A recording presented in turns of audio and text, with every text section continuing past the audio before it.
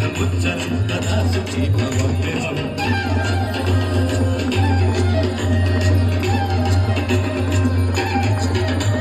इमं हि नित्यमेव मुक्तमुक्तमुक्तमस्तवं पठन् स्मरन्तु वन्नर विशुद्धिमेति सन्ततम् हे गुरौ सुभक्तिमासु यातनान्यथा गतिं विमोहनं हि देहि सुशङ्करस्य चिन्तनं विमोहनं हि देहि सुशङ्करस्य चिन्तनं विमोहनं हि देहि सुशङ्कर